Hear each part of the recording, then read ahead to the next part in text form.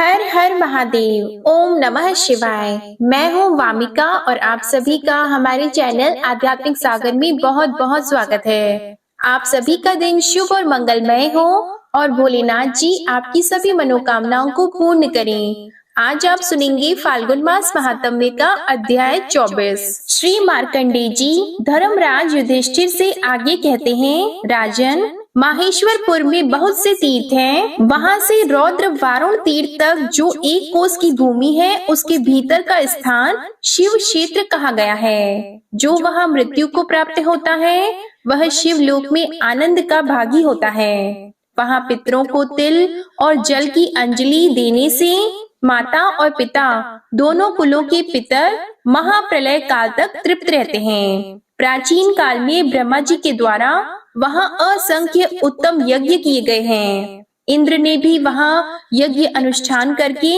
देवराज पद को प्राप्त किया। कार्तिवीर्य अर्जुन ने भी वहीं पूर्व काल में 100 यज्ञ किए थे। राजन, पहले की बात है, अयोध्यापुरी में सूर्यवंशी राजा वैवस्वत मनु, जो साक्षात भगवान सूर्य के ही पुत्र थे, चक्रवर्ती नरेश के पद पर प्रतिष्ठित थे। वे सदा यज्ञ और दान में तत्पर रहते थे। उनके शासन काल में उत्तमपुरी अयोध्या के भीतर मृत्यु, रोग और वृद्धावस्था का कष्ट किसी को भी नहीं होता था। इसके बाद उन्हीं के वंश में परम धर्मात्मा राजर्षि सायकायन हुए, जिनके राज्य काल में समूची पृथ्वी सस्य श्यामला एवं धन धान्य से संपन्न थी। गौएं स्वयं ही इच्छानुसार दूध दिया करती थी। एक समय अयोध्या के राज्य में 12 वर्षों तक वर्षा नहीं हुई। संपूर्ण देशवासी मनुष्य और पशु मरने लगी। घास फूस, तृण, लता, बेलें तथा 4 प्रकार के जीव समुदाय भी नष्ट प्राय हो गए। उस समय देवता, असुर तथा मनुष्यों में बड़ा भारी हाहाकार मच गया। युधिष्ठिर अपने देश पर आई हुई इस आपत्ति को देखकर राजर्षि सायकायन को बड़ी चिंता हुई। उन्होंने सोचा, जन्म से लेकर अब तक मेरे द्वारा कोई पाप नहीं हुआ। मैं सदा संसार सागर से पार उतारने वाले भगवान श्री हरि का पूजन करता हूँ। ब्राह्मण और ऋषि मुनियों को भी मैंने इच्छा अनुसार तृप्त किया है, तो भी मेरे राष्ट्र में यह विपत्ति क्यों आई? इस प्रकार विचार करते हुए राजा ने बृहस्पति के समान बुद्धिमान ब्रह्मवादी वशिष्ठ मुनि को भक्ति भाव से साष्टांग प्रणाम करके पूछा, ब्राह्मण, यह 12 वर्षों की अनावृष्टि क्यों हुई है? तब वशिष्ठ जी बोले, महाबाहो, जन समुदाय में महर्षियों के वचन सुनकर उसी के अनुसार कोई उपाय करना चाहिए। तब राजा ने जनसभा में आसन पर बैठे हुए महर्षियों के पास जाकर अनावृष्टि का कारण पूछा। उनके पूछने पर महर्षि लोग इस प्रकार बोले, राजन, भूत और भविष्य काल के तत्व को जानने वाले गुरु और महात्मा मार्कंडेय मुनि के आश्रम पर जाकर ब्राह्मणों के साथ इस प्रश्न पर विचार करो। वे मुनि जो धर्म बताएं, वह तुम्हें पालन करना चाहिए। इसके बाद राजा सायकायन ब्राह्मणों के साथ दिव्य रथ पर आरूढ़ होकर नर्मदा के तट पर गए और वहां मुनियों के साथ बैठे हुए मुझ मार्कंडेय को प्रणाम करके बैठ गए। तब मैंने उनसे कुशल मंगल पूछा। राजा बोले, ब्राह्मण, आज आपके चरणाविंदों का दर्शन करने से मैं सकुशल हूँ, परंतु मेरे राष्ट्र का भविष्य क्या होगा, यह चिंता मुझे सदा पीड़ित करती है। मैंने कहा, प्रजा के कुमार्गगामी होने से, देवताओं और ब्राह्मणों को कष्ट पहुँचाने से तथा वर्णाश्रम धर्म का लोप करने से जो महान अधर्म होता है, वह धर्म को हानि पहुँचाता है। अतः इस संकट से मुक्ति पाने के लिए तुम नर्मदा के तट पर आकर रुद्र यज्ञ करो और महादेव जी की विधि पूर्वक आराधना करो। इससे वर्तमान उपद्रव की शांति होगी। बादल इच्छा के अनुसार वर्षा करेंगे और पुनः सृष्टि का सारा कार्य पूर्ववत चलने लगेगा। तुम भी पाप दोष से छूट जाओगे तथा राज्य और स्वर्ग को पाओगे। मुनि का ये वचन सुनकर राजा ने मुनियों सहित मुझे नमस्कार किया और कहा, महामुनि, आपने कृपा पूर्वक जो कुछ बताया है, उसे मैं अपने ऊपर आपका बहुत बड़ा अनुग्रह मानता हूँ। यह कहकर राजा ने अयोध्यापुरी को संदेश भेजकर अपनी रानियों और राजकुमारों को यज्ञ सामग्री के साथ वहीं बुलवाया। उनके बुलाने पर महाराज की 1008 रानियां, राजकुमार तथा घर का कामकाज करने वाले अन्य सब लोग भी यज्ञ सामग्री सहित वहीं उपस्थित हुए। तब राजा सायकायन मुझे प्रणाम करके इस प्रकार बोले, मुने आज्ञा दीजिए, कहाँ यज्ञ आरंभ किया जाए। तब मैंने कहा, वैदूर्य पर्वत के पश्चिम भाग में यज्ञ यूप और यज्ञ मंडप निर्माण कराओ तथा यज्ञ की अन्य सब सामग्रियों का भी वहीं संग्रह कराओ। तब राजा ने यज्ञ के लिए वशिष्ठ, वामदेव आदि बहुत से ऋषियों का वर्ण किया। यज्ञ मंडप में सोने के बड़े बड़े खंभे लगाए गए, जिनसे वहाँ बड़ी शोभा हो रही थी। कुंड, वेदी और स्रुवा आदि सब स्वर्णमय थे। नाना प्रकार के भक्ष्य भोज्य पदार्थ तथा भांति भांति के रस तैयार किए गए थे। वेद पाठी ब्राह्मणों द्वारा देवताओं का आह्वान और पूजन किया गया। होम कुंड में अग्नि का आधान हुआ। धूम रहित अग्नि प्रज्वलित हो उठी। वेद मंत्रों के उच्चारण से आकाश गूंज उठा। आहुतियां दी जाने लगी। इस प्रकार विधि पूर्वक यज्ञ पूर्ण होने पर जब सब लोग अवभृत स्नान के लिए नर्मदा में गए, तब उसका जल सूखा दिखाई दिया। यह देखकर राजा को बड़ा आश्चर्य हुआ। उन्होंने मुनिवर दुर्वासा जी से पूछा, यह क्या हुआ? वर्षा भी कहीं नहीं हुई और नर्मदा का जो पुराना जल था वह भी सूख गया। इसका क्या कारण है? राजा का ये प्रश्न सुनकर दुर्वासा मुनि बोले, राजन, जल तो सभी लोगों को अभीष्ट है। तप, होम और वेद मंत्र ब्राह्मणों के अधीन है और यज्ञ रक्षा एवं दक्षिणा यजमान के अधीन है। सो सब कुछ विधिवत संपन्न हुआ है। नर्मदा जल रहित हो गई और मेघ अभी तक पानी नहीं बरसाते। इससे हताश होने की आवश्यकता नहीं है। जो चली गई है उस नर्मदा नदी के आने का इंतजार करो। तब राजा ने नर्मदा की स्तुति प्रारंभ की। हे सुरेश्वरी, तुम्हें नमस्कार है। शंकरात्मजे, तुम्हें नमस्कार है। इडा, पिंगला, उमा, गंगा, सरस्वती, वेद माता, गायत्री, सावित्री, सरस्वती, ब्राह्मी, वैष्णवी और गौरी सब कुछ आप ही हो। हे परम यशस्विनी लोक माता लक्ष्मी, पृथ्वी पर जितने भी तीर्थ बताए गए हैं वे सब आपसे ही व्याप्त हैं। समस्त चराचर जगत आपके जल से व्याप्त है। जगत में ऐसा कोई स्थान दिखाई नहीं देता जो आपके जल से आवृत न हो। आपके जल में स्नान करने मात्र से तृप्त होकर सब जीव परम गति को प्राप्त होते हैं। अमित तेजस्वी राजा के मुख से ये स्तुति सुनकर नर्मदा देवी ने उन्हें प्रत्यक्ष दर्शन दिया और कहा, राजन, तुम्हारे मन में जो अभिलाषा हो उसके अनुसार वर मांगो। तब राजा ने कहा, देवी, आप 7 पूर्व के और 7 दूसरे प्रवाहों को अक्षय करो। तब नर्मदा देवी बोली, राजन, लो, ये वरदान मैंने तुम्हें यथार्थ रूप से दे दिया। ऐसा कहकर सरिताओं में श्रेष्ठ नर्मदा जल राशि से परिपूर्ण होकर विस्तृत प्रवाहों से बहने लगी। राजा सायकायन का ये अद्भुत कर्म देखकर सत्य धर्म परायण सभी महर्षि उनकी प्रशंसा करने लगे। उन सबने नर्मदा में स्नान, अवगाहन, जलपान और पितृ तर्पण किया। इसके बाद सर्वस्व दक्षिणा पाए हुए ब्राह्मणों ने वह यज्ञ समाप्त किया। जो जिस वस्तु की कामना करता है उसे वही वस्तु दी जाती थी। इसके बाद शिवालय में जाकर समस्त मनोवांछित फलों को देने वाले देव पूजित माहेश्वर लिंग में स्थित भोग मोक्ष प्रदाता उमा महेश्वर का राजा ने विधि पूर्वक पूजन किया। पूजा में प्रत्येक उपचार ओम महेश्वराय देवाय शंभवाय नमो नमः इस मंत्र से चढ़ाया गया। पूजा समाप्त होने पर राजा वहीं हाथ जोड़कर खड़े हो गए। इसके बाद नर्मदा देवी भगवान शंकर के चरण के नीचे से प्रकट हुई। उनका वह प्रवाह संपूर्ण देवताओं द्वारा पूजित हुआ। इसके बाद संतुष्ट हुए महादेव आदि सब देवता बोले, राजन, तुम मनोवांछित वर मांगो। उनके ऐसा कहने पर राजा सालंकायन ने कहा, देवताओं, आप लोग कभी इस स्थान का परित्याग न करें। हमारे राष्ट्र में अनावृष्टि आदि दोषों से पीड़ित प्रजा का कष्ट दूर हो और वह सदा फले फूले। इसके सिवा इस स्थान पर आहवनीय अग्नि स्वयं ही सदा विद्यमान रहे। तब देवताओं ने कहा, राजन, तुमने जो कुछ कहा है वह सब पूरा होगा। ऐसा कहकर सब देवता वहां से अंतर्ध्यान हो गए। राजा का राज्य पुनः वृद्धि को प्राप्त हुआ और इंद्र इच्छानुसार वर्षा करने लगे। वह यज्ञ पूरा करके राजा सालंकायन अपने मंत्रियों तथा अंतःपुर की रानियों के साथ देव निर्मित अयोध्यापुरी में लौट आए।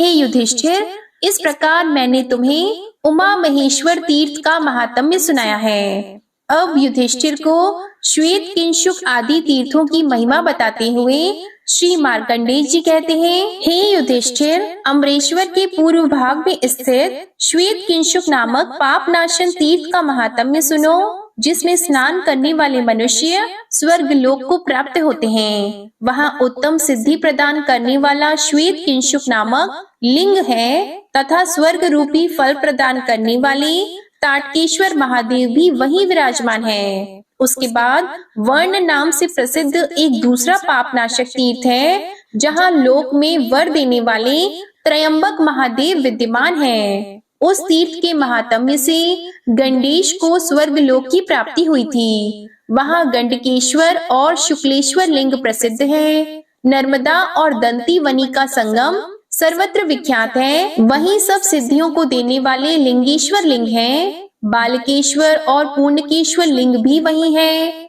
नर्मदा के उत्तर तट पर उत्तम नर्मदापुर है। कपिशिला नाम से प्रसिद्ध एक तीर्थ है जो सब अनर्थों का निवारण करने वाला है। वहीं सिद्धेश्वर तथा नाडकेश्वर लिंग है। हे नृपश्रेष्ठ, इसके बाद वैदूर्य पर्वत से पश्चिम दिशा की ओर जाएं।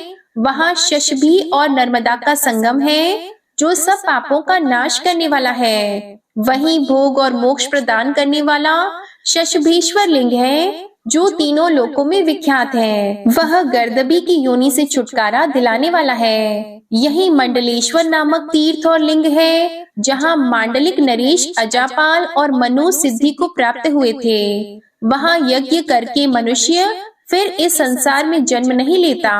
वहाँ तिल और जल देने तथा पिंड दान करने से जब तक चंद्रमा और सूर्य विद्यमान है, तब तक पितरों को तृप्ति बनी रहती है। वहाँ जो दान दिया जाता है, उसके पुण्य की कोई संख्या नहीं है। वहाँ से कांतारक तीर्थ में जाएं, जो सब तीर्थों में श्रेष्ठ और शुभ है। वहाँ स्नान करने वाले स्वर्ग में जाते हैं और मरने वाले मोक्ष पाते हैं। त्रेता युग में रघुवंशी राजकुमार श्री राम और लक्ष्मण मिथिलेश कुमारी सीता के साथ यहाँ आकर नर्मदा के पार हुए थे। वे दोनों राजकुमार भगवान विष्णु के अवतार थे और पिता की आज्ञा का पालन करते हुए इस मार्ग में वन में गए थे। उन्होंने इस श्रेष्ठ तीर्थ में स्नान करके भक्ति पूर्वक महादेव जी का पूजन किया था। जहाँ उनका स्नान हुआ वह स्थान राज तीर्थ के नाम से प्रसिद्ध है। वहाँ लक्ष्मणेश्वर तथा सीतेश्वर लिंग है, जो देवताओं और दानवों द्वारा वंदित है। उस तीर्थ में शूलपाणी महेश्वर का पूजन करके मनुष्य गणपति पद को प्राप्त होता है। हे नृपश्रेष्ठ, वहाँ से पुण्य तीर्थ शिवालय को जाएं। वहीं परम मनोहर माहिष्मतीपुरी है, जिसका दर्शन करके कोई भी नीचे नहीं गिरता। वहाँ अपनी ज्वालाओं से प्रज्वलित कालाग्नि रुद्र का निवास है। इसके बाद कोटि तीर्थ है, जहाँ कोटीश्वर लिंग विराजमान है, जिसकी पूजा से कोटि यज्ञों का फल प्राप्त होता है। वहाँ दिए हुए दान का पुण्य कोटि गुना बढ़ जाता है। उसके बाद दशाश्वमेध तीर्थ है, जो भोग और मोक्ष देने वाला है। वहाँ तिल और जल से तर्पण करने पर पितरों की उत्तम गति होती है। वहाँ स्नान करने मात्र से मनुष्य तेजस्वी हो जाता है। इसके बाद वंध्या और नर्मदा का संगम है, जो देवताओं और असुरों से भी नमस्कृत है। राजेंद्र, उस संगम में मुनकेश्वर लिंग है, जिसका दर्शन केवल योगियों को होता है। इन सब लिंगों का भक्ति भाव से पूजन करके मनुष्य ब्रह्म हत्या आदि पापों से मुक्त हो जाता है। इतना ही नहीं, अंत में वह शिव लोक को प्राप्त होता है और उसके पितरों को स्वर्ग लोक में स्थान मिलता है। आज का अध्याय समाप्त हुआ। इसके आगे का वृतांत आप अगले अध्याय में सुनेंगे। अब आप सुनिए श्री शिव चालीसा पाठ। श्री गणेश गिरिजा सुवन मंगल मूल सुजान, कहत अयोध्या दास तुम देहो अभय वरदान। जय गिरिजापति दीन दयाला, सदा करत संतन प्रतिपाला। भाल चंद्रमा सोहत नीके, कानन कुंडल नाग फनी के। अंग गौर शिर गंग बहाए, मुंड माल तन छार लगाए। वस्त्र खाल बागंबर सोहे, छवि को देख नाग मुनि मोहे। मैना मातु की है दुलारी, बाम अंग सोहत छवि न्यारी। कर त्रिशूल सोहत छवि भारी, करत सदा शत्रु निशयकारी। नंदी गणेश सोहित कैसे, सागर मध्य कमल है जैसे। कार्तिक श्याम और गणराऊ, या छवि को कही जात न काऊ। देवन जब ही जाए पुकारा, तब ही दुख प्रभु आप निवारा। किया उपद्रव तारक भारी, देवन सब मिली तुम ही जुआरी। तुरत षडानन आप पठायहु, लव निमेष महामारी गिरायहु। आप जलंधर असुर सहारा, सुयश तुम्हार विदित संसारा। त्रिपुरासुर सन युद्ध मचाई, सब ही कृपा कर लीन बचाई। किया तपहि भागीरथ भारी, पूरब प्रतिज्ञा तसु पुरारी। दानिन मह तुम सम को नाही, सेवक स्तुति करत सदाही। वेद नाम महिमा तव गाई, अकथ अनादि भेद नहीं पाई। प्रगट उदधि मंथन में ज्वाला, जरे सुरासुर भय विहाला। कीन्ह दया तह करी सहाई, नीलकंठ तब नाम कहाई। पूजन रामचंद्र जब कीन्हा, जीत के लंक विभीषण दीन्हा। सहस कमल में हो रहे धारी, कीन्ह परीक्षा तब ही पुरारी। एक कमल प्रभु राखे जोई, कमल नयन पूजन चह सोई। कठिन भक्ति देखी प्रभु शंकर, भय प्रसन्न दिए इच्छित वर। जय जय जय अनंत अविनाशी, करत कृपा सबकी घटवासी। दुष्ट सकल नित मोहि सतावे, भ्रमत रहे मोहि चैन न आवे। त्राहि त्राहि मैं नाथ पुकारो, यही अवसर मोहि आन उबारो। ले त्रिशूल शत्रुन को मारो, संकट से मोहि आन उबारो। मातु पिता भ्राता सब कोई, संकट में पूछत नहीं कोई। स्वामी एक है आस तुम्हारी, आया हरहु अब संकट भारी। धन निर्धन को देत सदाही, जो कोई जाचे वो फल पाही। अस्तुति के ही विधि करो तुम्हारी, क्षमहु नाथ अब चूक हमारी। शंकर हो संकट के नाशन, मंगल कारण विघ्न विनाशन। योगी यति मुनि ध्यान लगावे, नारद शारद शीश नवावे। नमो नमो जय नमो शिवाय, सुर ब्रह्मादिक पारन पाए। जो यह पाठ करे मन लाई, तापार होत है शंभु सहाय। ऋण के हो जो कोई अधिकारी, पाठ करे सो पावन हारी। पुत्रहीन कर इच्छा कोई, निश्चय शिव प्रसाद तेहि होई। पंडित त्रयोदशी को लावे, ध्यान पूर्वक होम करावे। त्रयोदशी व्रत करे हमेशा, तन नहीं ताकि रहे कलेशा। धूप दीप नैवेद्य चढ़ावे, शंकर सम्मुख पाठ सुनावे। जन्म जन्म के पाप नसावे, अंतवास शिवपुर में पावे। कहे अयोध्या आस तुम्हारी, जानी सकल दुख हरहु हमारी। नित नेम कर प्रातः ही, पाठ करो चालीसा। तुम मेरे मेरी मनोकामना पूर्ण करो जगदीश। मगसर छठी हेमंत ऋतु संवत 64 जान। स्तुति चालीसा शिव ही पूर्ण कीन कल्याण। शिव चालीसा समाप्त होती है। प्रेम से बोलिए भगवान भोलेनाथ की जय। आपको आज की कथा पसंद आए तो वीडियो को लाइक कीजिएगा, शेयर कीजिएगा, कमेंट में भगवान भोलेनाथ जी की जय लिखिएगा और चैनल को भी सब्सक्राइब कीजिएगा। जय भोलेनाथ।